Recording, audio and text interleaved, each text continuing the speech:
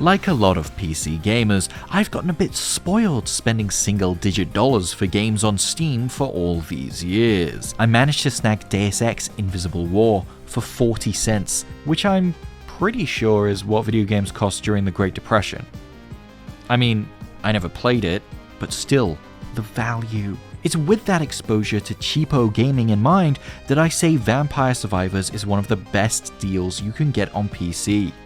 It's an inventive, surprising bullet hell roguelike that'll run on anything and had me muttering the disastrous "one more run" mantra at 1 in the morning after everyone else in the house was asleep. Vampire Survivors is built around a horde mode in simple, sprawling maps. You pick a character from a selection of Belmont-alikes as you try to outlast a horde of ghoulies and ghosties, growing in power and number over a 30-minute timer. Vampire Survivors' first great curveball is how it handles shooting.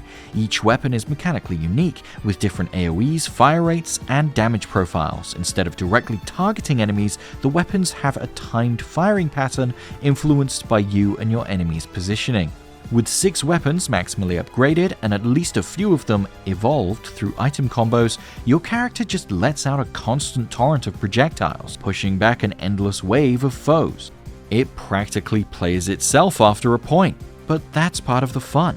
The closest thing I can compare it to is when you whip up a death ball of units in an RTS or a more tactical RPG.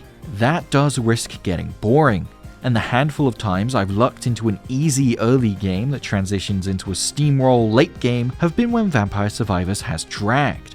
Luckily, there are game speed and enemy challenge modifiers to ratchet things up, and Vampire Survivors' bevy of hidden characters, challenges, and levels revived the fun for me after entering a doldrums.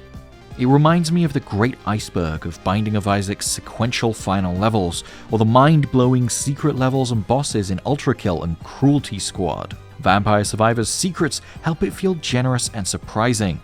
I certainly enjoy Vampire Survivors on my desktop, but I think it really sings on Steam Deck, or failing that, a thin and light laptop, untethered from a desktop-grade CPU. Vampire does start to chug a bit in those late-run steamroll sequences, but the game doesn't really demand twitch reflexes, and I honestly kind of like the effect. It feels like my deck is straining under the weight of all those meteors. Vampire Survivors is a killer little game, a fun roguelike that absolutely hooked me.